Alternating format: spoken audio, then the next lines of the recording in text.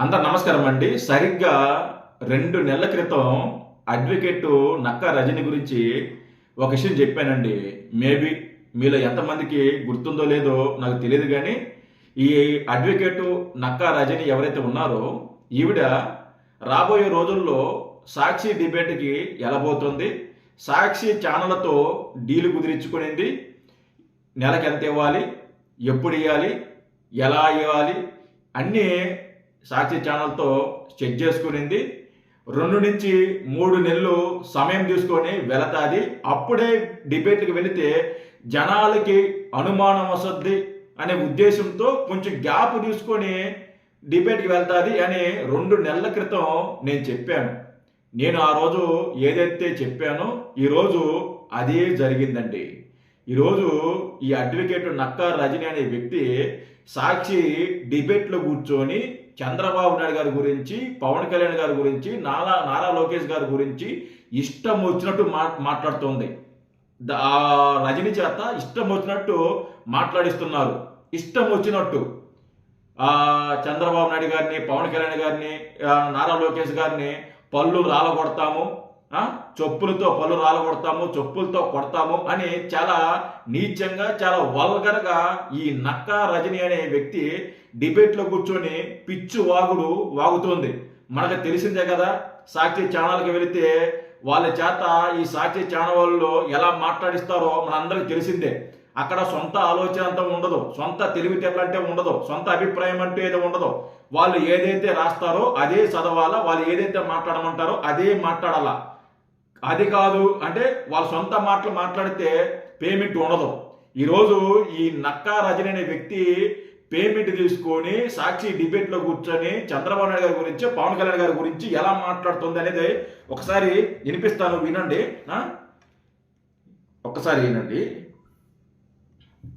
మిమ్మల్ని ఆర్థికంగా ఆదుకునే పరిస్థితి కల్పిస్తున్నారు కదా. ఏదైతే ఇప్పుడు చంద్రబాబు నాయుడు గారు ఏదైతే ఒకరిని కనబాకండి, 2 లేదా 3 కనండి, దానివల్ల రాష్ట్రానికి మంచి జరగద్ది. ఫ్యూచర్లో మనం జనాభా తక్కువగా ఉన్నాము, దాని ద్వారా మనకు రావాల్సిన కేంద్రం నుంచి రావాల్సిన ఫండింగ్ కానీ లేకుంటే నిధులు కానీ రావటం లేదు, తక్కువ వస్తుంది.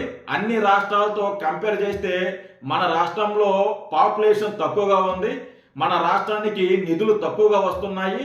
రాబోయే రోజుల్లో అంటే రాబోయే జనరేషన్ బాగుపడాలన్నా, వాళ్ళకి ఉద్యోగాలు రావాలన్నా, వాళ్ళకి ఉద్యోగ అవకాశాలు రావాలన్నా పాపులేషన్ ఉండాలి.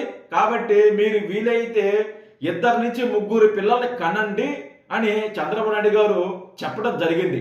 దాని మీద ఈరోజు డిబేట్ పెట్టి రజని చేత ఏం మాట్లాడిస్తున్నారు ఒకసారి వినండి. దీనికి ఏం సమాధానం చెప్తారు? మీకు గుర్తుందో లేదో, ప్యాకేజ్ స్టార్ అంటే చెప్పు చూపించినటువంటి పవన్ కళ్యాణ్ గారు గుర్తున్నారా? ఈ రోజు మీరు తల్లులకి ప్యాకేజ్ ఇస్తామంటే మేము చెప్పులు కాదండి, కనీసం పళ్ళు రాలగొట్టేస్తారు తల్లిదండ్రులు. నిన్నైతే చెప్పులు తీసుకొని పళ్ళు రాలగొడతారు, గుర్తుపెట్టుకో. చెప్పు తీసుకొని పళ్ళు రాలగొడతారు జనసేన వీర మహిళలు, టీడీపీ మహిళలు, గుర్తుపెట్టుకో. ఏం మాట్లాడుతున్నావు నువ్వు? ఏం మాట్లాడుతున్నావు? చంద్రబాబు నాయుడు గారు చెప్పారా మిషన్ లాగా చూస్తున్నారా మహిళల్ని? మిషన్ లాగా చూస్తున్నారా? మీరు కంపల్సరీ కనాలండి, మీరు కనాల్సిందే, వేరే దారి లేదు, మీరు కనే తీరాలి అని ఏది చెప్పడం లేదు కదా. కంపేర్ చేయడం అంటే బలవంతం చేయడం లేదు కదా. మంచి చెప్పాడు. మీరు పిల్లల్ని 2, 3 కంటే మనకి ఇంత మంచి జరుగుతుంది అని చాలా క్లియర్గా చెప్పాడు. దాంట్లో ఏం తప్పు ఉంది? కనేవాళ్ళు కంటారు, కన్నోళ్ళు కనరు. ఇష్టం ఉన్న వాళ్ళు అంటే తెలిసిన వాళ్ళు కంటారు, తెలియని వాళ్ళు కనరు. అయినా ఈ రోజుల్లో ఎవరు కూడా ఒకరితో సరిపెట్టవాలా. కనీసం 2, 3 ఉంటున్నారు. ప్రతి ఇంట్లో 2 పిల్లలు లేదా 3 పిల్లలు ఉంటున్నారు. ఏ ఒక్కరు కూడా ఒక బిడ్డని కనరు. ఎందుకంటే ఇంకో బిడ్డని కంటే ఒక బిడ్డకు తోడు ఉంటారు అనే ఉద్దేశంతో ప్రతి ఇంట్లో కూడా 2 నుంచి 3 పిల్లలు ఉన్నారు. 3 పిల్లలు ఉన్నారు. ఎవరి ఇంట్లో అయినా సరే 3 పిల్లలు ఉన్నారు. ఇప్పుడు చంద్రబాబు నాయుడు గారు చెప్పింది కూడా అదే కదా. ఏమన్నా చంద్రబాబు నాయుడు గారు మహిళలను అవమానిస్తూ, లేకుంటే మిషన్ లాగా, లేకుంటే బలవంతం చేసో ఇంకోటో చెప్పలేదు కదా చంద్రబాబు నాయుడు గారు. కూటమి ప్రభుత్వం దీనికి నువ్వు పళ్ళు రాలగొడతావా? నీ పళ్ళు రాలగొడతారు, గుర్తుపెట్టుకో. నిన్ను ఈ పళ్ళు రాలగొడతారు, గుర్తుపెట్టుకో. పిచ్చవాగుడు వాగబాకు, పిచ్చ మాటలు మాట్లాడబాకు. తల్లిదండ్రులు ఎవరైతే ఉన్నారు, ముఖ్యంగా ఆడబిడ్డలు, ఈ రోజు తల్లులకి మీరు ప్యాకేజీలు ఇస్తారా? బిడ్డలు కనమని ఎవరు మీరు? ఏ హక్కు ఉంది? ఏ హక్కు ఉందని మీరు మాట్లాడతారు ఈ రోజు? సో యంత్రాలుగా చూస్తున్నారనేది ఒకటైతే, ఏకంగా ప్యాకేజ్ స్టార్స్ అన్నట్టుగా ప్యాకేజ్ మహిళలుగా చేసేసినారు. మాకు కూడా ప్యాకేజీలు ఇచ్చేస్తున్నారు. మాతో చర్చించకుండా మా మీద మీరు నిర్ణయాలు తీసుకోవడానికి హూ ఆర్ యూ అనే పరిస్థితుల్లో ఈ రోజు ఆడబిడ్డలు నిలదీసే వాతావరణం అయితే ఉందండి. ఆ రోజు వద్దయింది ఆయనే. ఈ రోజు దేశ జనాభా పెరగాలి, నా ఎంపీ టికెట్లు కావాలంటే కూర్చోండి, మాట్లాడుకోండి. ఆ రోజు రాష్ట్ర పరిస్థితి వేరు, ఈరోజు రాష్ట్ర పరిస్థితి వేరు. అప్పుడు ఉమ్మడి రాష్ట్రంగా ఉన్నప్పుడు పాపులేషన్ సరిపోయేది, కొత్తగా పాపులేషన్ అవసరంలే. దాన్ని దృష్టిలో పెట్టుకొని ఒకరి చావులు ఇద్దరు ముగ్గురు వద్దు అనే నినాదాన్ని తీసుకొచ్చారు. చెప్పాడు, దాన్ని పాటించాడు కూడా. నారా లోకేష్ గారు ఒకరినే కన్నారు. ఏది? ఆనాడు ఉమ్మడి రాష్ట్రంగా ఉన్న ఆంధ్రప్రదేశ్ ఉన్న పరిస్థితులను బట్టి ఆ రోజు చంద్రబాబు నాయుడు గారు ఫాలో అవడం జరిగింది. కానీ ఈరోజు రాష్ట్రం విడిపోయిన తర్వాత ఈ రోజున్న పరిస్థితిని బట్టి చంద్రబాబు నాయుడు గారు ఈరోజు ఆ మాట చెప్పారు, ఒకరు వద్దు ఇద్దరు ముగ్గురు కనండి అని. ఎందుకంటే జనాభా తక్కువ ఉంది. రాబోయే రోజుల్లో ఇబ్బందులు ఉంటాయి, కష్టాలు ఉంటాయి, అవకాశాలు తక్కువగా ఉంటాయి. మనకు అవకాశాలు ఎక్కువ రావాలన్నా, అవకాశాలు కల్పించాలన్నా పాపులేషన్ ఎక్కువ ఉండాలి. సో ఉంటే అంత బాగుంటుంది అనే ఉద్దేశంతో ఆయన పిలిపించారు. అంతేగాని నువ్వు మాట్లాడినట్టు మహిళల్ని యంత్రాల్లాగో లేకుంటే ఇంకోలాగో చూడలా.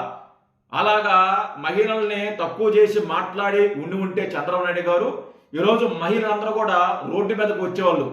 మేము మహిళలు అనుకుంటున్నామా లేకుంటే యంత్రాలు అనుకుంటున్నామా, మా మీద బలవంతంగా ఎందుకు రుద్దుతున్నారు అని రోడ్డు మీదకి వచ్చేవాళ్ళు. ఈరోజు ఎవరైనా సరే చంద్రబాబు నాయుడు గారు ఈ పిలిపించిన తర్వాత ఏ రోజైనా ఒక్క మహిళైనా రోడ్డు మీదకి వచ్చి మీరు ఇలా మాట్లాడుతున్నారు, ఇలా మాట్లాడకూడదు, మేము నా మిషన్లు కానీ ఏ రోజున్నా ఏ మహిళన్నా బయటకు వచ్చి మాట్లాడిందా?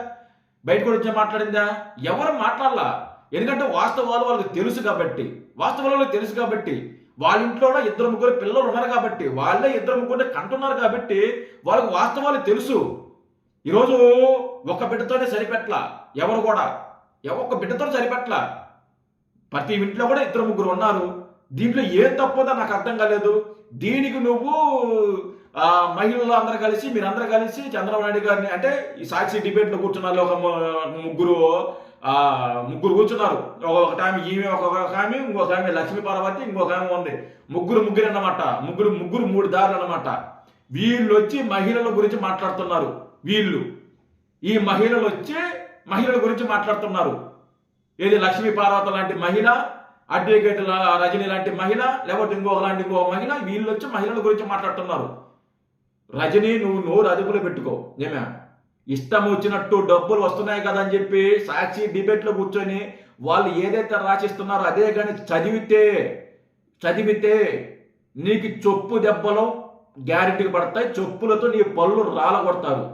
ఇన్ని రోజులు నువ్వు ఏదో ఛానల్లో కూర్చొని ఎలా పిచ్చి మాటలు మాట్లాడావు, ఓకే, దాన్ని వదిలేశారు. సాక్షి ఛానల్ అనేది వాళ్ళు స్క్రిప్ట్ అనేది చాలా వరస్ట్గా ఉంటుంది. వ్యక్తిగతంగా మాట్లాడిస్తారు, వ్యక్తిగతంగా దూషిస్తారు. మాట్లాడే ముందు నోరు అదుపులో పెట్టుకుని మాట్లాడు. నోరు అదుపు తప్పి మాట్లాడితే గుర్తుపెట్టుకో, చాలా తీవ్రంగా ఉంటాయి పరిస్థితులు. పిచ్చగా మాట్లాడుతున్నావు. జై హింద్.